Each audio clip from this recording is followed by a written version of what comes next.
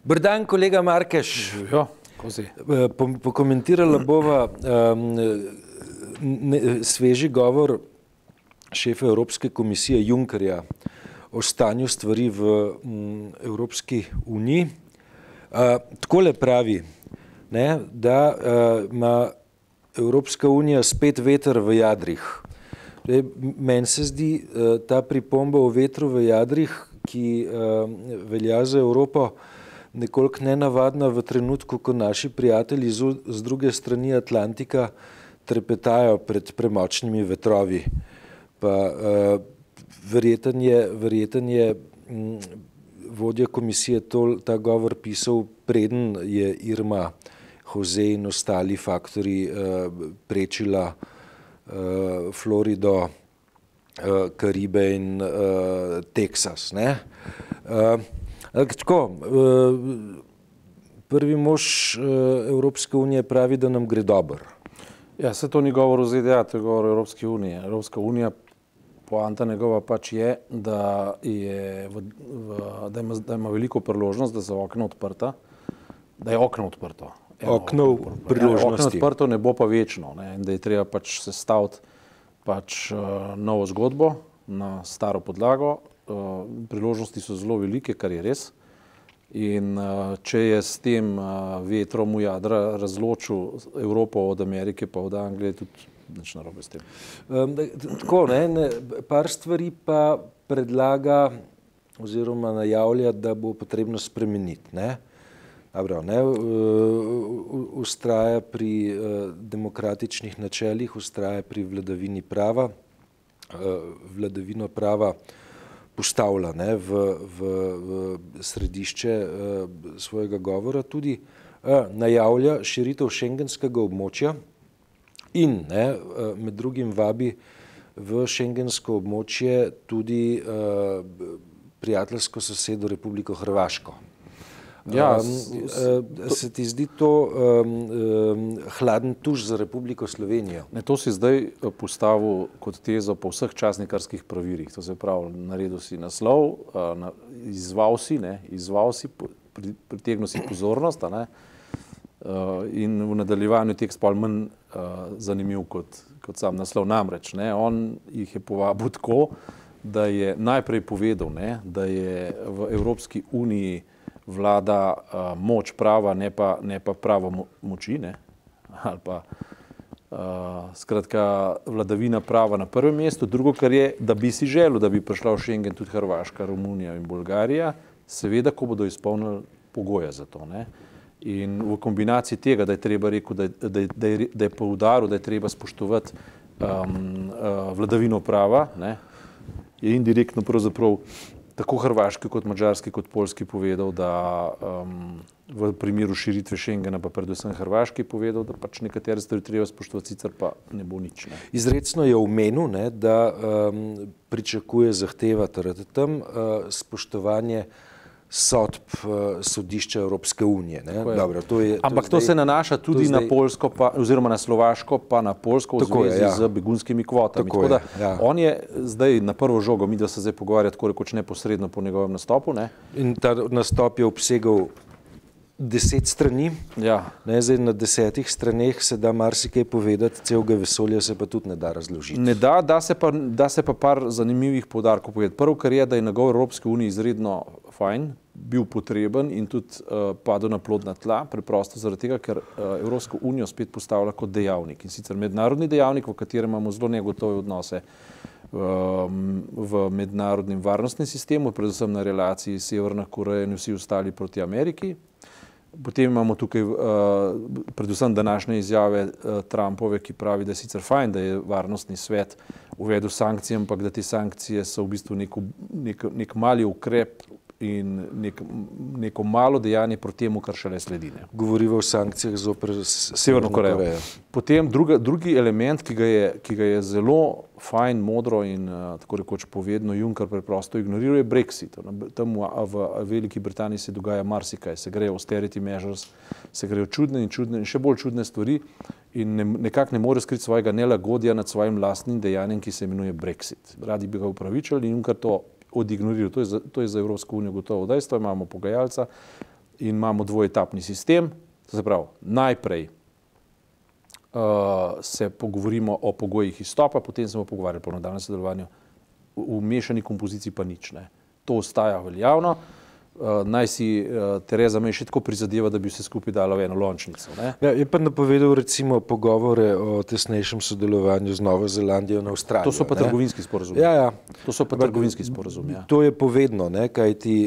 Tem je bil vedno Juncker naklonjen, tudi s Kanado in za ZDA, če se spomniš, to je tisto, kar se je potem zbiralo podpisati. Tako da tu sem bil zelo pozoren in sem še pravzaprav, no, ker vsega še niti ne vemo, ne, ampak Juncker je z desno nogo je bil zelo globoko v neoliberalnem močvirju potopljen, v agendo skupnega trga, velikih korporacij in tako naprej. Zdi se, da je v zdajšnjem današnjem govoru v dobro Evropske unije naredil nekaj premikov. Ne. Prvi premik je to, da je spregovoril pustimo zdaj solidarnostna Evropa, ta fraza je že prej funkcionirala, se pravi solidarnost do Italije, do Grčije, potem pa solidarnost, to je verjetno naredil na željo oziroma na zahtevo Macrona, ne, da uvoženi delavci ali pa izvoženi delavci, kakorkoli že hočeš, rekli bodo, da bodo ščitili njihove pravice, v bistvu jih pa v bistvu matične države oziroma te države uvoznice poskušajo preprečiti dumping, ne, to se pravi, da bodo morali plačati socialne prispevke in takse približno tako, kot so v državi, v kateri delajo, ne pa državi, iz katere prihajajo. Ta del je še vedno na ravni trgovine ali pa delovne produkcije. Ampak to, kar je pa res pomembno in je povedal, je pa to, da Evropa mora postati in ostaja socialna in da je treba narediti nekatere zadevščine v smislu socialne Evrope. To pa je izredno pomemben premik, ker v njegovih govorih, vsaj meni se zdi, no mogoče se motim, ne, te dimenzije ali ni bilo, ali je bila pa zelo utišana, ni bila prav glasna. No? Če citiram, ne, v Evropski uniji ne sme biti drugorazrednih državljanov, ne sme biti drugorazrednih delavcev in ne sme biti drugorazrednih potrošnikov. Ta del je še vedno v neoliberalni agendi. Mislim, da je nekje omenil prav socialno Evropo. Seveda, mislim, govori tudi o tem, veš, da je treba sestaviti listino socialnih pravic. Tako je. In to je naslednji korak od tega. Evropski stebr socialnih pravic. To je pa ključno. Se mi zdi, da je to ključno. Evo, kdor bo to iskal na strani, nimam paginacije. Prav. Nekje proti koncu. Ampak se o tem bomo še veliko pisali, se bo veliko govorili, ker ta nastavek je pa zdaj res zlatega denarja vreden, zaradi tega, ker v času, ko vsi podlegajo pač neumnosti kapitala, recimo, da je Evropska unija naredila ta korak naprej, je to vsaka čast, da je spregovorila o res bistveni stvari za rešitev civilizacije, je to edina smer, ki lahko prevlada, ker samo na ta način ti lahko na nek način zreguliraš tudi to temeljno nezadovoljstvo ljudi, ki potem rinejo tudi v terorizem, v verski fanatizem, v prekrščevanje muslimansko, v smislu, ne muslimansko, pač v smislu ISIS-a, no, da se me prav razumeš, ne. Skratka, ko ljudje iščejo identiteto v nekih lažnih identitetah, ki jih neki znanilci religij zlorabljajo, pa ne tradicionalni, govorim ti prav ta pojav zahodne mladine, ki se priključuje ISIS-u v imenu Allaha, recimo, ne? Kar sam islam v bistvu obsoja. Ne? Ja. Je pa ena od stvari, ki jo najavlja tudi to, ne, da bi Evropska unija dobila svojo obveščevalno enoto. Ne govori o službi, ampak enoti, ne, s čimer naj bi pospešili varnostna sodelovanja z avtomatsko izmenjavo podatkov med vsemi članicami Evropske unije. Ni državne tvorbe ali pa naddržavne tvorbe brez špijonske službe. Se ta federacija, konfederacija, unija, taka mehka, trda ali kakorkoli, te debate bodo tekle naprej. Po moje bodo tekle tudi naprej debate o Evropi dveh prestav in tako naprej. Ampak trenutno je obveljalo, da se Evropska unija ukvarja s 27-terico in se ne ukvarja več pa z Anglijo oziroma z Veliko Britanijo. Od tam naprej bodo pa, kar pa je vzpodbudno in v tem trenutku neizpodbitno, da kriterij bo vladavina prava in da glede na to, ne, da se zdaj ne popušča Poljski, da dobiva drugi opomin. Zato, ker dela reforme v državni ureditvi in ločenosti veje oblasti, se vtika v pravosodje in tako naprej, je Evropska unija na tem stoji in pade in to je zelo jasno povedal. Ne. In seveda tudi vsako pač pravo je, kakršno je, ne. Ampak je pa vladavina prava edini model, ki omogoča predvidljivost, vnaprej znane kriterije, omogoča hladne možgane in omogoča sožitje. Ne. Recimo tipičen primer je Piranski zaliv oziroma arbitraža, pač arbitražna sodba. To je tipičen primer, ne, ker vse druge rešitve so neracionalne in pravzaprav nemogoče. Ne. Implementacija arbitraže na podlagi nekaterih bombončkov, ki stojijo v prihodnosti in ne bombončkov, če to umanjka, ne, je več ali manj zelo racionalen projekt na Schengen in OECD. Ne. Hrvaška je zdaj dobila v bistvu 2 nasprotovanji za vključitev v OECD, to je od Madžarske in od Slovenije. S tem, da pri Madžarski gre za nasprotovanje zaradi zelo konkretnega razloga mola, ne? Ja. Pri Sloveniji, tako kot razumem, zaradi načelnega razloga, ne? Ki... Ja, sta dva različna razloga in zelo se trudijo tudi pojasniti, da sta dva različna razloga, ampak v končni fazi pa recimo si ne moram predstavljati, da bi na primer Evropska unija pojedla pač 2 stvari, ne? Recimo poljsko preoblikovanje pravosodnega sistema in pa nespoštovanja kvot za razbremenitev, za solidarnost za Italijo, Grčijo in tako naprej v zvezi z begunskimi kvotami. Za Italijo, ja. Za Italijo, pa za Italijo. Skratka, si ne predstavljam, Slovaška je rekla, da se bo temu podredila, Madžarska je rekla, da se ne bo in v končni fazi jaz mislim, da je Evropska unija sposobna iti preko interesov kapitala in trga, ne, ker Madžarska je pač velik trg, Poljska je velik trg in izločiti ali pa dati v drugi plan države, ki se ne bodo temeljnih vrednot in zavez držale. Ne. Zdaj, mislim, iz tega govora, kolikor sem ga jaz uspel na hitro pogledati, ne, ni razbrati, da Juncker tuhta o Evropi 2 hitrosti. Ne, ni razbrati. Je pa ta razprava nekje v zakulisju ali pa v intelektualnih gremijih Evropske unije ves čas prisotna. Ne? In dobro, seveda iz tega se tudi ne da razbrati, kaj bi more biti ta dvotirnost, dvohitrostnost Evropske unije pomenila za Slovenijo, ne? Ali se da? Iz tega se ne da razbrati, na vsak način pa to bi bilo to za Slovenijo nevarno, ne? Zaradi tega, ker bi potem nekdo poskušal po nekih zgodovinskih kriterijih Slovenijo pripisati enostavno srednjeevropskemu komunističnemu bloku. Ampak jaz mislim, da, veš, da iz tega ne moramo sklepati, da so na delu geografski kriteriji, ne? Se pa da najdati noter, ne? Vsebinske kriterije, ne, vladavina prava, ja. Vrednote, potem ne, recimo izpostavlja na načeli svobode enakosti. Ne, tukaj zaznati neko širino, neko evropsko humanistično širino v tem govoru, pa ne rečem, da nočem zdaj njega hvaliti, ampak v ozadju oziroma v notrini tega govora je nek zajem vrednot, kakršne poznamo iz ustanovnih listin OZN in tako naprej, ali pa iz ureditev po drugi svetovni vojni.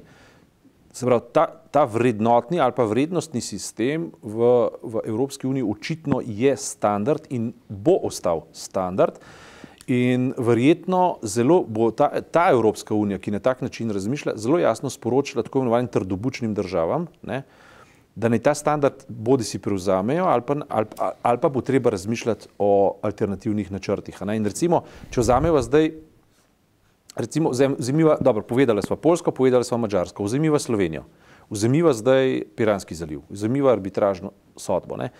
Zdaj imamo na eni strani imamo eno politiko, ki je razumna, to se pravi, ne bomo zaostrovali, bomo pa odločni. Evropska praksa, evropska, kako ne rečem, pravni okvir in pa manire delajo za nas. Hrvaška bo to morala na nek način sprejeti, dajmo si čas. Hkrati pa povemo, da se ne mislimo pa pogovarjati o novi bilaterizaciji zelo odločno. Ne. Na drugi strani imaš predlog poslanca tegale SDS Mahniča, ne, ki bi pa rad vzpostavil neke izredne razmere z nekimi prikritimi, tihimi teorijami zarote in informacijami, ne, da Hrvaška tam neko umagu, tam po nekih luknjah in ladjah že kopiči specialce, ki bodo napadli v primeru, da bo treba pač intervenirati v Piranskem zalivu. Ne. Mogoče ni tako drastično povedano, blizu pa. Ne. To se pravi, imamo dva modela. Ja, specialce je omenjal. Ne? Ja, specialce je omenjal. Imamo dva modela, dva pristopa. Dobar. Zdaj, kje ima Mahnič prav? Ne? Mahnič ima prav, ker jaz mislim, da on poskuša spet za notranjo politiko zlorabljati parlament in parlamentarne komisije. To je moje mnenje in mislim, da je tako tudi res. Ne? Ampak kot parlamentarc ima pa brez dvoma pravico do razprave v parlamentu. Ne? Zakaj? Zato, ker je pač parlament zakonodajno telo in je avtonomno, neodvisno od vlade, vlada je pa izvršno telo. Ne? In zato je na nek način imel prav, ko je Cerarju rekel, naj se ne vtika v delovanje parlamenta, ko je Cerar kot predsednik vlade rekel, da ne umaknejo to točko z dnevnega reda. Cerar dejansko nima pravice zahtevati, naj se to umakne. Ne glede na to, ali Mahnič zlorablja svoj položaj, kar verjetno je res. Na drugi strani ima pa Cerar prav, ko je pojasnil, jaz se ne vtikam, to se pravi, priznavam avtonomijo parlamenta in pa parlamentarnih teles, je pa moja dolžnost, da povem, da je to oslarija. Tukaj ima pa prav, ne? Zaradi tega, ker to je oslarija. Zaradi tega, ker tako, kot ima Slovenija zdaj pozicije postavljene, ne rab popolnoma nikakršnega rožljanja za orožjem, niti preventivnih ukrepov v primeru rožljanja za orožjem. Hrvati si ne bodo mogli privoščiti, da bi za specialci udrli v Piranski zaliv, če pa to naredijo, pa Sloveniji ne more narediti večje usluge, po mojem. Ne. Varnostni svet. V tem primeru so out, v vseh ozirih, v vseh pogledih za vse večne čase, ne, če to naredijo. In jaz mislim, da tako naumni niso, da bi kaj tazga naredili. Ne. Ampak to, da se pa spet dvigujejo te zarotniške glave, ki bi rade v bistvu razpihovali sovraštvo za potrebe notranje politike, to mi gre pa na živce in to fejst. To je popolnoma neevropsko razmišljanje, neevropski tip politike in, a veš, na Madžarskem je ta neevropski tip politike postal že realnost, taka oficialna realnost. Jaz sem si prej zapisal, ker si omenil trdobučne države. Ne? Ja. Mislim, vse imamo trdobučnega kadra tudi pri nas dovolj. Ne? Kar češ, ampak na ravni, recimo, če vzamemo zdaj arbitražne sodbe, je stvar bila narejena by the book, ne? Je bila v redu narejena. Mislim, pustimo zdaj napake, ne, ki so bile tiste prisluškovanje in te. To ja, ampak recimo v sami formi izvedbe in tako naprej, do danes, jaz mislim, da naša država ni delala večjih napak. Za čuda, ne, ker recimo, če se spomniš takrat, ko je kriza bila po letu 2008, da so 3 vlade v bistvu dobesedno v krizi, na ogenj krize, da se jo zalivali z benzinom, da smo prišli skoraj do razpada države. Takrat smo se samo to spraševali, kdo je izgubil pamet. Ne? 3 vlade niso ukrepale, niso naredile ničesar proti, pa bi se morale poenotiti, ni bilo nikakršne državotvornosti. Ne? In danes recimo z kurjenjem parlamentarnih komisij v politični grupaciji, ki je absolutno nedržavotvorna, celo protidržavotvorna, če hočeš, ne, je bistvenega pomena, da se politični mainstream ograjuje od tega in da ravna drugače in da ima možnost in moč ravnati drugače. Se volilci bodo to verjetno tudi znali oceniti, ne, ker dejansko ni nobenega prostora za izredne razmere. Ne. In ta trdobučnost, ki pri nas interno deluje, vendar eksterno še ni tako zelo izrazita, medtem ko pri Hrvatih pa že je. Ne? Zaradi tega, ker hrvaška zunanja politika, jaz prav dobro ne razumem. Ne? Na eni strani za Slovenijo ene standarde zahteva, že na Pelješcu druge standarde goji, do Mola ima 3. standarde, do Evropske unije 4. standarde. Skratka, to ni... Do Bosne sploh. Pelješac, Črna Gora in Srbija. Skratka, v vsakem primeru druge standarde razvija, ne poenoti svojih standardov in v Evropski uniji pač opazovalci to znajo gledati. Ne? Madžarska konkretno, ne, je izredno problematična država. Ne? Izredno problematična, zato ker gre čez človekove pravice, omejuje šolstvo, omejuje novinarstvo, tisk, ne, svobodo tiska, tako kot Turčija, ne, potem gradi tole ne zidove, ampak ograje in zahteva, da polovico plača Evropska unija. Juncker to gladko zavrnil, ne, tega Evropska unija nikoli ne bo plačala. Potem Poljska, izredno problematična država, ne, v nadaljevanju mogoče Češka, Slovaška, kdo bi vedel, ne, kaj se še vse iz tega razvija. Zato je ta moment nove definicije Evrope v tem trenutku izredno potreben, pomemben in dober. Ne. O tem pišeš za soboto tudi? Ja, bom. Junckerjev govor, skratka. Kolega Žerjavič bo imel ta privilegij, da bo Junckerja lahko ob tem govoru še par stvari vprašal, tako da tudi o tem v sobotni prilogi čez 2-3 dni. Hvala za tokrat.